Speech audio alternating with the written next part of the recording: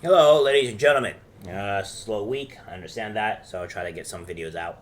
But it seems that Ron DeSantis is doing it again. They're doing a great job in trying to keep kids safe, and I think this man should go for further, honestly, for further, I would say, arrests, further things to get these companies banned. We need to go on the offensive. We need to attack, because this is stuff that shouldn't be happening. The kids should not be forced to be witnessing this stuff, what have you.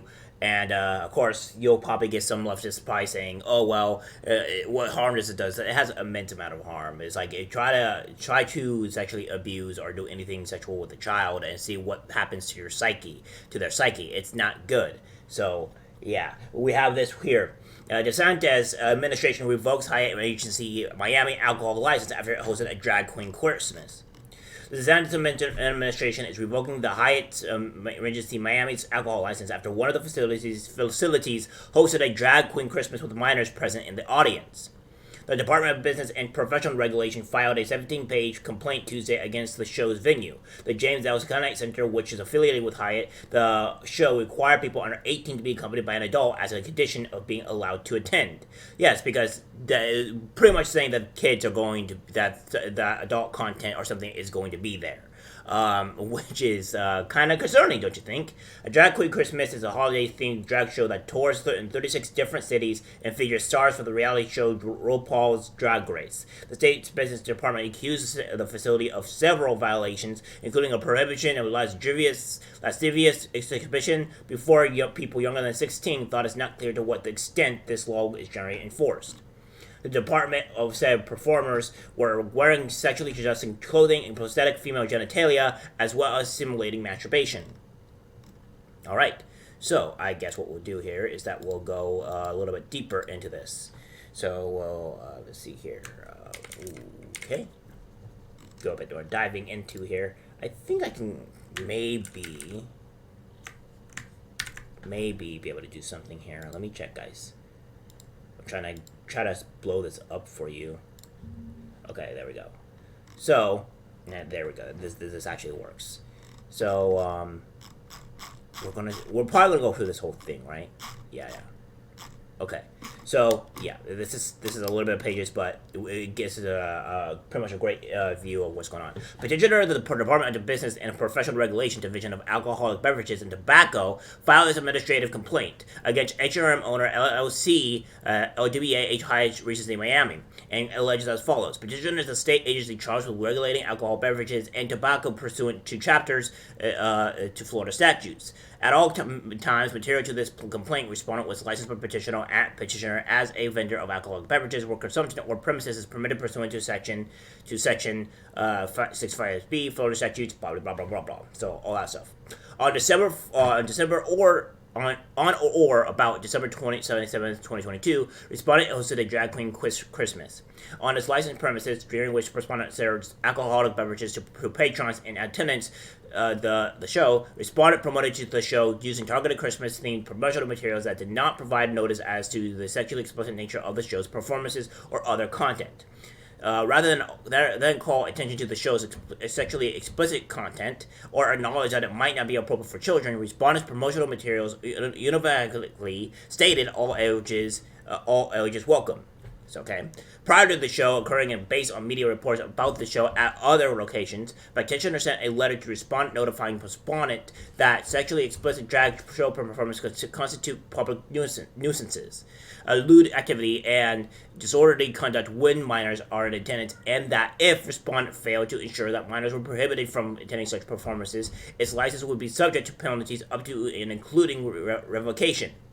Although respondent updated its advertising to include a disclaimer that the show was recommended for audiences 18 plus, respondent's admission policies specifically allow for minor children to attend if accompanied by an adult.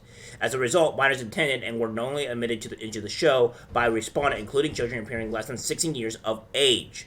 During the show, and in the presence of persons less than 16 years of age, performers appeared on stage wearing sexually suggestive clothing and prosthetic female genitalia. Apologies.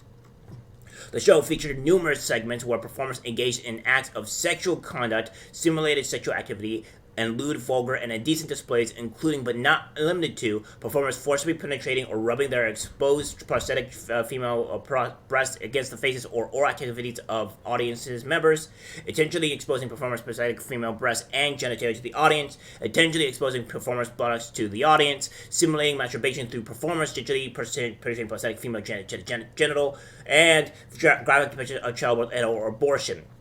So, this is what we're talking about with these drag queen story hour or what have you being very sexual in nature. Where we're supposed to believe that we're to allow children to go to this, that it doesn't cause problems to kids or what have you. And we also want to believe that this doesn't cause damage to the kid's psyche at all when they're exposed to this type of stuff. It literally does. There's reports and actual data stating this, that this does happen. So I don't want anybody to say that this is not a problem. It is a problem.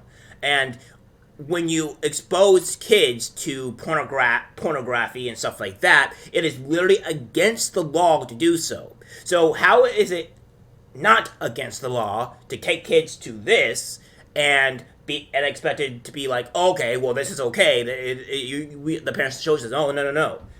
If parents show their kids pornography or any type of adult explicit content that is not meant for kids, they can get in trouble for it. Mostly, pornographic content and stuff like that, right? Not really, I guess, too much with gore or what have you. I don't think that's really against the law. But pornographic stuff, that is against the law. And when you take kids to this, you can be criminally charged for it. Because you can't just do this type of stuff.